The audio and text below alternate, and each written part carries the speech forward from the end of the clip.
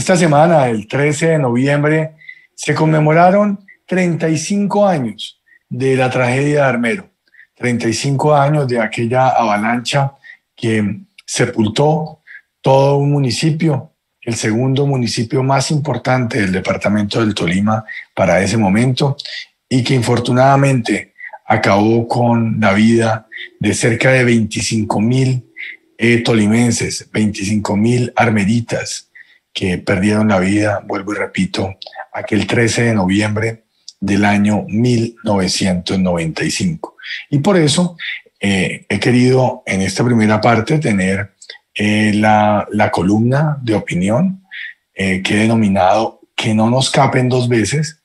Y en la segunda parte he invitado a Francisco González, que es una persona sobreviviente de Armero, con quien vamos a dialogar acerca de el Armero de ayer, el Armero de hoy, o más que el Armero de hoy, el Armero Guayabal de hoy, porque ya no es Armero, sino es Armero Guayabal de hoy, y los armeritas, esa población tan querida tolimense. Pero vamos a arrancar con la columna del día de hoy, que la he titulado, vuelvo y repito, Que no nos capen dos veces.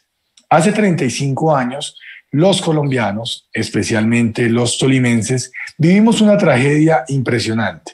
Familias destrozadas, 500 niños desaparecidos, hogares destruidos, 25.000 vidas humanas perdidas, destrucción y desolación por doquier. Y es que la avalancha dejó en un solo día, aquel 13 de noviembre de 1995, y en un solo municipio, en el municipio de Armero, más muertos que los que ha dejado el COVID-19 en 7 meses en toda Colombia. Pero Armero nos dejó dos grandes enseñanzas. Gracias a una, se han salvado millones de vidas humanas, el Sistema Nacional de Gestión y Atención de Riesgo de Desastres. Antes de 1985 no existía esta unidad, ni siquiera en el papel. Hoy, al menos, las 32 gobernaciones poseen una unidad de gestión de riesgo, varios centenares de municipios y a nivel nacional la Unidad Nacional de Gestión de Riesgo de Desastres y el Fondo de Gestión de Riesgo, antes Fondo de Calamidades. Posteriormente, la arquitectura institucional también evolucionaría con el Fondo de Adaptación que atiende los desastres más graves en Colombia. La segunda enseñanza que nos dejó Armero es que, ojo con esto, sin apoyo institucional no hay recuperación económica. Después de un choque así, los territorios no pueden continuar si son abandonados. En diciembre de 1985, el gobierno nacional de la época emitió el decreto 3830, por medio del cual se generaban incentivos tributarios para quienes donaran al Fondo Resurgir para la reconstrucción de Armero, exención de impuestos de renta y patrimonio a los inmuebles afectados en la zona y también las rentas de estos por los 2 años e incluso hasta 1991. Todavía más importante, dicho decreto declaró exentos del impuesto de renta y complementarios las rentas provenientes de nuevas empresas agrícolas o ganaderas o nuevos establecimientos industriales, comerciales o mineros ubicados en las áreas afectadas por la actividad volcánica del Nevado de Ruiz. Esas exenciones fueron disminuyéndose gradualmente y existieron hasta el año 1991 y aplicaron para las empresas que lo perdieron todo en la tragedia. También se liberaron los tributos a toda la maquinaria agrícola y agroindustrial traída a las mismas zonas. La Ley 44 del 87, también conocida como la Ley Armero, extendió estos beneficios a los municipios del Tolima, Ambalema, Casabianca, Fresno, Fala, Nerveo, Honda, Mariquita, Murillo, Lérida, Líbano, Villahermosa, Venadillo y hasta la ciudad de Ibagué. En el año 2011 se expidió la Ley 1478, de autoría de Juan Lozano, que autorizó a la Nación para contribuir al fomento y desarrollo de programas y proyectos del ya entonces Armero Guayabal, para que apoyara en el saneamiento del pasivo pensional que tenía el municipio. Con el decreto 2622, ojo con esto, del 2014, es decir, la ley es del año 2011 y solamente 3 años después se expide el decreto reglamentario. solo se reglamentó lo concerniente al pasivo pensional y no al apoyo en el desarrollo económico del municipio, a pesar de ser el eje central de lo que necesitaba la población. Repito, sin apoyo institucional no hay recuperación económica. Armero era el segundo municipio más próspero del departamento después de Ibagué y hoy, post avalancha, nunca logró salir de las ruinas. La famosa ley Armero fue flor de un día, que trajo capitales golondrina que una década después o antes se fueron con la misma velocidad con la que llegaron. El Tolima actualmente es uno de los departamentos más afectados por el cese económico generado por la pandemia. Nuestra capital, Ibagué, especialmente, es la segunda ciudad del país con mayor desempleo y la primera en desempleo juvenil. Las preguntas que me quedan entonces son: ¿necesitamos una ley COVID que permita reactivar la economía? ¿Cómo hacemos para evitar que no se convierta en un saludo a la bandera y que la reactivación que tiene efectos positivos, no solamente este efecto positivo sea temporal, sino que tenga permanencia en el tiempo? ¿Cómo garantizar de verdad instrumentos que generen industrialización, empleo, prosperidad y estabilidad? Nos queda la tarea de aprender de las lecciones que nos dejó Armero y buscar una reactivación efectiva para todos los sectores de la economía. Saque de banda. El viernes anterior, con la presencia del ministro de Comercio, el doctor José Manuel Restrepo, el gobernador del Tolima, el alcalde de Ibagué, los demás miembros de la bancada tolimense, expresé algo que quiero reiterar en esta columna. Es momento de que Ibagué sea un municipio, el momento de que Ibagué sea un municipio SOMAC ya pasó. El momento de que Ibagué haga parte de la CESE ya pasó. Podemos pelear el ingreso de nuestra ciudad musical a uno de estos dos grupos selectos de municipios, pero no es fácil, es prácticamente imposible. Ahora tendrá que venir un nuevo grupo de ciudades que se incluyan para un proceso de reactivación económica con ocasión de la pandemia que estamos atravesando. Ibagué debe estar ahí, no como una convidada de última hora, ni como convidada de piedra, sino como una ciudad que requiere urgentemente de medidas extremas que garanticen que no pasemos, ojo con esto, de la pandemia del COVID a la pandemia del hambre, que no nos capen dos veces. Necesitamos realmente estar en primera línea en la reactivación económica del país. Esa es mi columna de esta semana. Vamos a hablar ahora sí con nuestro invitado, que es Francisco González. Vuelvo y repito, un sobreviviente de la tragedia de Armero, una persona que conoció de primera mano cómo fue ese posavalancha, esa situación que se vivió en la que era la segunda ciudad o el segundo municipio del departamento del Tolima después del municipio de Ibagué, y cómo está hoy esa situación. Francisco, muy buenas noches y bienvenido a estos podcasts. Muchas gracias por acompañarnos.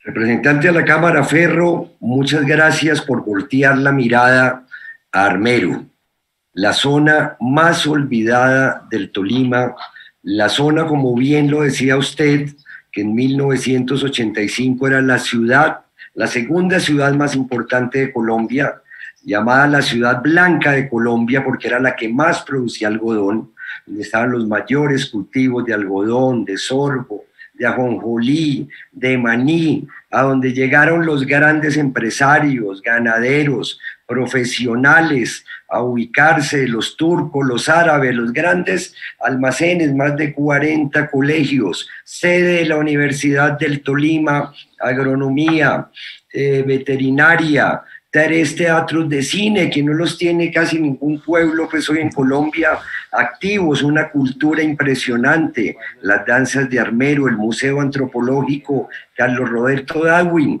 en fin, toda un emporio cultural que, como sabemos, y bien lo decía, el 13 de noviembre, ¿sí?, no lo pudo evacuar el gobierno nacional. Sabíamos de los informes de los vulcanólogos un año antes, sabíamos de todo lo que iba a pasar, de la ponencia que se hizo en el Congreso de la República el 24 de septiembre por Arango Monedero. Todo estaba avisado y se nos viene esa avalancha con 25.000 muertos, pero no es tiempo de quejarnos, ¿sí? Es tiempo de mirar qué vamos a hacer por esa zona, cuál es la solución, y lo que hemos visto es que el turismo cultural puede ser una herramienta muy eficaz de la zona norte del Tolima para generar desarrollo social y económico en esta zona deprimida por la tragedia natural de 1985. Francisco, usted tiene una fundación cuyo eje central es Armero. ¿Cómo se llama esta fundación y qué busca usted con esta fundación? La fundación se llama Armando Armero. Armando es de armar. Estamos armando historia, estamos armando memoria, ¿sí? ¿Qué pretende la fundación? A través de la cultura y la educación, pretendemos generar desarrollo social y económico en esta zona deprimida, ¿sí? La memoria histórica es una herramienta para construir región y país, ¿sí? Y especialmente ahora estamos trabajando en la herida más grande que tiene Armero, que tiene Colombia y que tiene el mundo, que son los niños perdidos de Armero, ¿sí? Que al día de hoy bien lo decía en su columna, que no nos vuelvan a capar, ¿sí? Son 501 menores registrados en nuestra página web www.armandoarmero.org. Es una página de dolor, pero también es una página de resiliencia. Pero ese dato que daba usted alarma, pero alarma más este otro dato. 137 menores, ¿sí?, responden a casos emblemáticos, es decir, a menores que sus padres han visto en noticieros de la época saliendo vivos de Armero. Otros que hemos comprobado, ¿sí?, a través de testimonios de los vecinos. Han pasado muchos gobiernos y ninguno ha hecho nada. Todos han dado la espalda. Acabamos de vivir uno de 8 años de Juan Manuel Santos. Bien, se dedicó obviamente a las víctimas del conflicto armado, pero acá estamos hablando de víctimas de desastres naturales. Acá estamos hablando de víctimas también a los que el gobierno le ha dado la cara.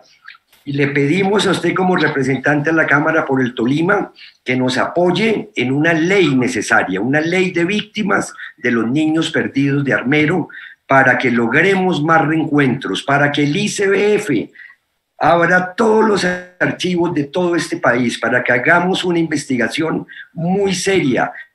Por favor, representante de la Cámara por el Tolima, usted es el único que se ha fijado y que ha visto la mirada hacia esta problemática. Podemos trabajar en equipo y necesitamos esta ley urgente. ¿Qué opina usted, representante de esta ley de víctimas de los niños perdidos de Armero? Bueno, aunque generalmente yo aquí soy el que hago las preguntas, le voy a contestar porque es demasiado atinada su pregunta y muy pertinente además. Y cuente conmigo, cuente con que nos ponemos en nuestro equipo de trabajo a proyectar esta ley, a proyectar lo que tiene que ser un borrador que esperemos que saquemos conjuntamente con la Fundación Armando Armero para que podamos lograr presentarla al Congreso de la República y podamos sacarla adelante, que se pueda convertir en ley de la República y que podamos lograr que esta cifra tan horrenda de 500 niños perdidos, precisamente con ocasión de esta tragedia, que podamos realmente lograr que no se sigan revictimizando después de tantos años, sino que podamos lograr ese reencuentro de esas familias. Pues ya no serán niños seguramente, pero sí lo que sí tienen derecho es a estar en familia y conocer quiénes son sus familias después de una tragedia como la que se vivió el 13 de noviembre del año 1985, Francisco. Ya hemos logrado 5 reencuentros por ADN que nos dona una empresa privada que es el Instituto de Genética Yunis Turbay. Trabajamos de mano de la ciencia, ¿sí? Pero estamos sin recursos. No es fácil hacer investigación acá en Colombia. Esto debería haberlo hecho el Estado hace 35 años, pero como dije, estos espacios no son para quejarnos, sino para que sean propositivos, ¿sí?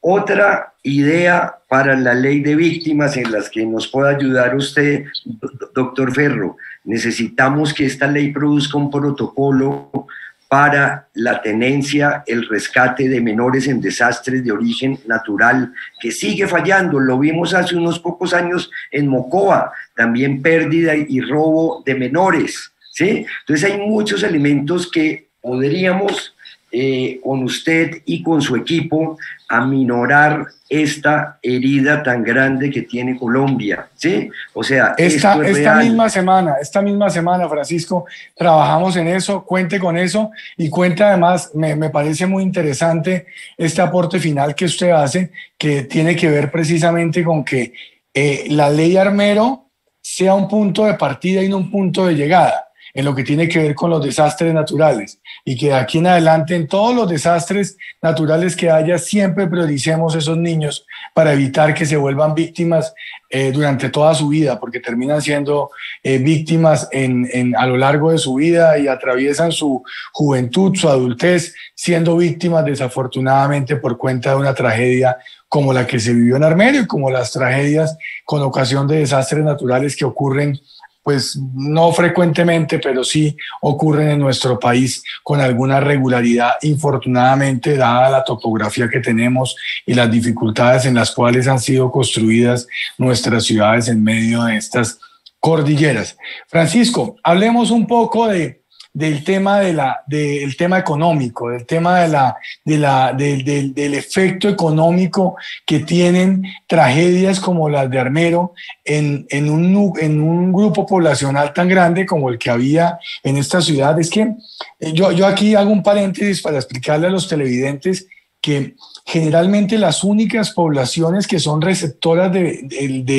o los únicos municipios o los únicos territorios que son receptores de población en los departamentos son las capitales, pero Armero era un polo de atracción de personas. Muchos de los tolimenses, de los diferentes municipios, se iban a vivir a Armero precisamente porque en Armero había oportunidades de empleo, había oportunidades de trabajo, había oportunidades de montar empresa, de trabajar allí, de tener un sustento para las familias. Entonces, la importancia que tenía Armero en la economía tolimense era muy grande. Cuando desaparece Armero, porque finalmente desaparece, muchos de los habitantes de Armero, de los sobrevivientes, se fueron, algunos para Armero Guayabal, otros se fueron para Lérida, un gran grupo poblacional se vino para la ciudad de Ibagué, otros se fueron para Bogotá, pero lo que era Armero como tal, esa potencia industrial, agroindustrial, esa potencia de desarrollo que tenía el departamento del Tolima, se perdió. Se perdió infortunadamente porque ahí murieron los sueños de muchas personas que tenían allí sus tierras, que tenían allí su trabajo. Infortunadamente lo perdieron todo y les tocó volver a arrancar de ceros en unas actividades diferentes, Francisco. ¿Cómo está eso hoy en día? Usted lo nombraba al principio y hablaba de los incentivos tributarios. La ley Armero, la ley 44. Tributarios no beneficiaron a Lérida, a Guayabal, sino a las grandes capitales, a Ibagué, incluso a Risaralda, ¿sí? A Caldas, o sea, todo se fue para otros departamentos. Entonces, ¿qué pasó con los damnificados, con los heridos que se repusieron de sus heridas? Les dieron una solución de vivienda por sistema de autoconstrucción, resurgir toda la cooperación internacional, pero no solucionaron el problema de empleo, ¿sí? Entonces todavía hay mucha gente desempleada, necesidades básicas insatisfechas, la educación, o sea, mejor dicho, yo creo que la herramienta sería el turismo cultural, ¿sí? Pero preguntaba usted qué pasó económicamente en esa época y afirmaba también que Armero era un polo de desarrollo porque era un centro que albergaba y donde venía la gente del Líbano, de Honda, los grandes silos, o sea, etcétera. Obviamente cuando se destruyó Armero, también perjudicó económicamente a Mariquita, a Honda, Líbano, Murillo, que se demoraron muchos años, ¿sí?, en volverse a reactivar.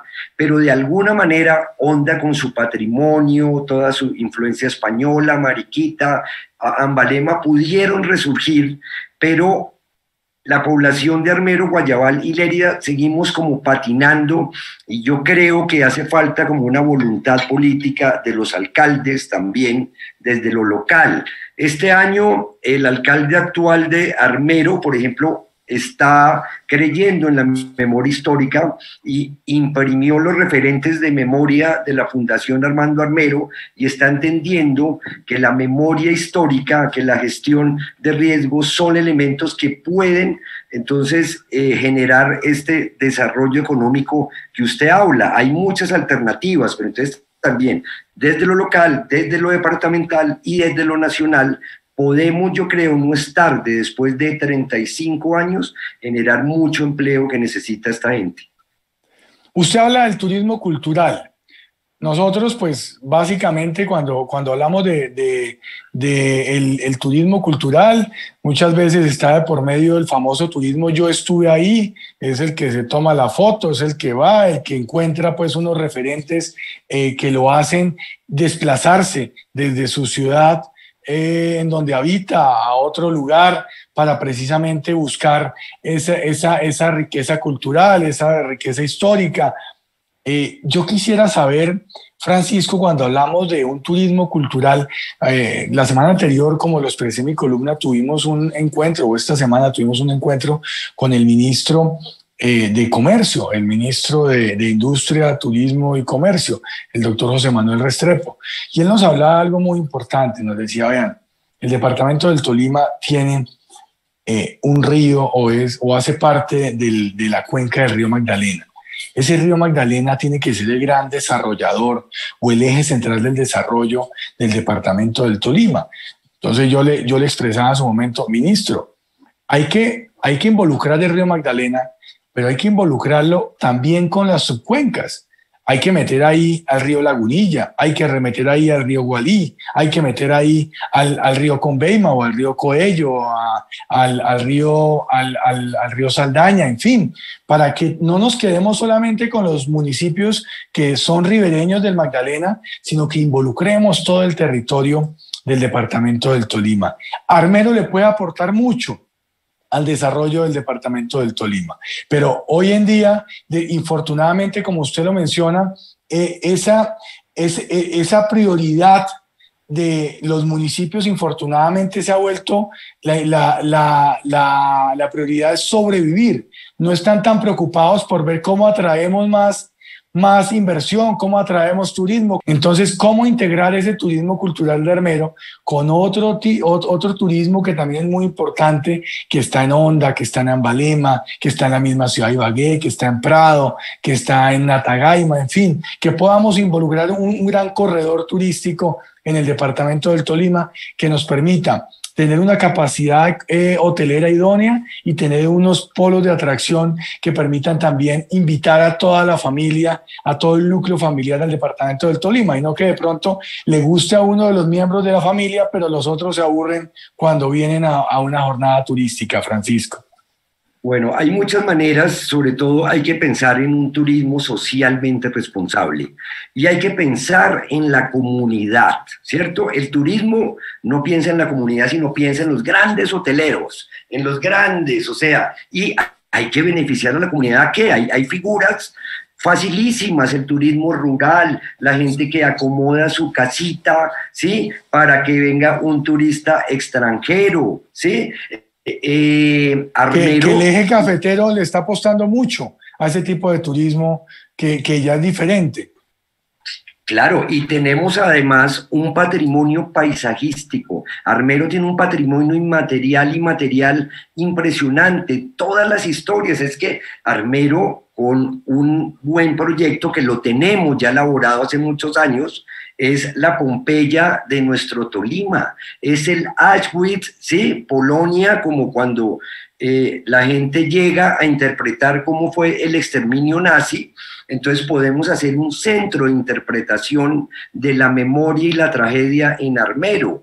Acá coloquialmente, de una manera alegre y folclórica, llaman parques temáticos, y se han inventado unos nombres, que el jardín de la vida, que no sé qué. No, tenemos que hacer es algo realmente científico, cultural, y que genere turismo. Hay en Armero, por ejemplo, una cantidad de personas que venden películas, uno pues cuenta una historia, el otro cuenta otra historia, fantásticas. A esta gente no hay que sacarlo, a esta gente es que hay que unirla y ponerla a trabajar en un solo propósito, que ellos sean los guardianes de la memoria, que se beneficien, que puedan llevar comida a sus casas y que también dejen algo para hacer autosostenible todo este centro de interpretación. Entonces, Armero es impresionante cuando llegan todos los extranjeros. Omaira hay que trabajarla como un símbolo mediático, ¿sí? Pero tenemos que pensar más que en rutas religiosas, en una ruta de la memoria,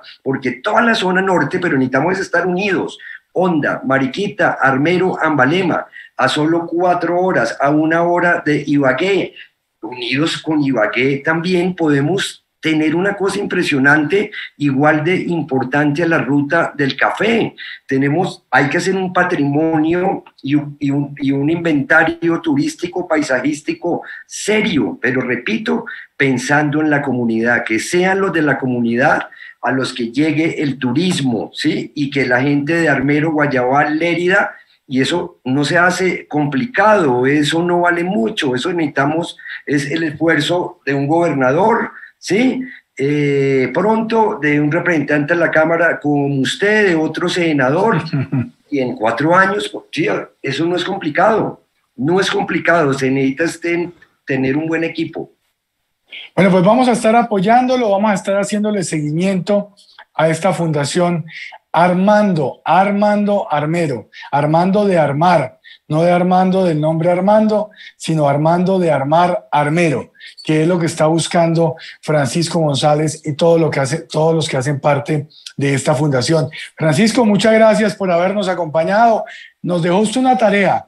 Vamos a hacer el proyecto de ley, vamos a ver si que más pronto que tarde, antes de finalizar el mes de noviembre, tenemos un borrador que podamos presentar al Congreso de la República, porque entendemos la importancia que tiene esta fundación de la cual, o este objetivo que usted ha manifestado, de las víctimas de las catástrofes naturales, comenzando por las víctimas de Armero. Qué bueno que podamos sacarlo, Francisco. Muchas gracias por habernos acompañado. Vea, ya me están escribiendo madres que me dicen, ¿será cierto lo que dice el doctor Ferro de aquí a noviembre? Les digo, bueno, yo creo, la palabra. Vamos a creer, que tengamos fe, que lo vamos a hacer. Cuando en julio nos propusimos sacar la ley para tener una vacuna, para que pudiéramos habilitar, no tener una vacuna, sino para cuando existiera la vacuna, pudiéramos tener la legislación colombiana habilitada para poder comprar la vacuna, nos dijeron, y si van a alcanzar a terminar de hacer el proyecto de ley antes de que finalice el mes de julio, lo terminamos en 3 días. Esperemos que este proyecto de ley lo podamos también hacer rápidamente, juiciosamente, eso sí, porque hacemos las cosas de manera juiciosa con nuestro equipo de trabajo, pero que podamos también obedecer a la urgencia que tiene un proyecto de ley como estos, Francisco. Doctor Ferro, muchas gracias. Vea, siguen escribiendo todas las madres. Compromiso está impresionante. Ahí estamos, hay sintonía por lo menos. Bueno, Francisco, muchas gracias por habernos acompañado y siempre bienvenido. A ustedes los dejo con la agenda de la semana y nos vemos ahora para despedir esta emisión de estos podcasts. Veamos lo que sucedió esta semana en nuestra agenda legislativa. En Comisión Segunda aprobamos en primer debate el proyecto de ley que busca apoyar la reactivación económica del archipiélago de San Andrés, Providencia y Santa Catalina, mejorando la operación de los negocios en la isla y fomentando la creación de mecanismos que lo impulsen a través del comercio electrónico. Felicitamos a la autora del proyecto y a sus ponentes, mostrando nuestro total apoyo a los sanandresanos en esta difícil situación.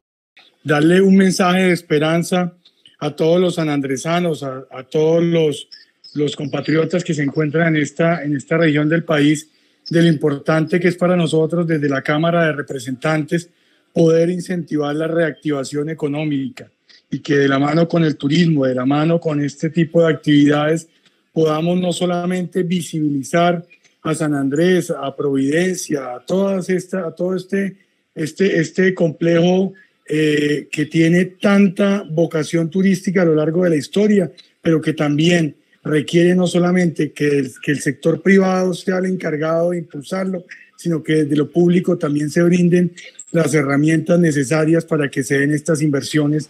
En la plenaria de la Cámara aprobamos en segundo debate el proyecto que establece medidas para combatir la deserción estudiantil en el nivel universitario y garantizar la permanencia de los estudiantes en la actividad académica, creando medidas que alivien el ámbito socioeconómico y eliminando obstáculos de acceso a la educación superior.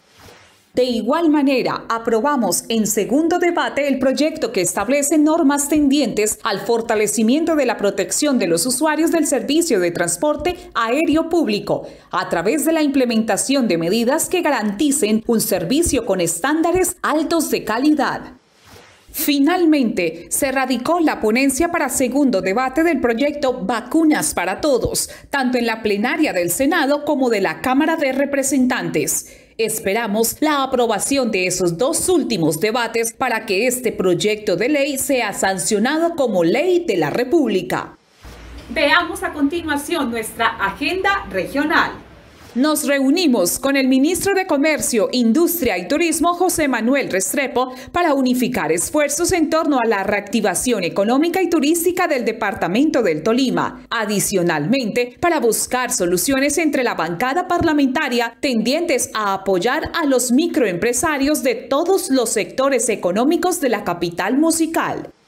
Participamos en el primer encuentro de asociaciones agropecuarias y del medio ambiente en el municipio de Villarrica para manifestarle a los campesinos del oriente del Tolima la importancia de vincularse a las agremiaciones que les puedan posteriormente permitir avanzar en la producción y comercialización de sus productos y de esta manera recibir las ayudas que provengan del gobierno nacional y departamental. Seguiremos avanzando con pasos firmes por nuestros campesinos.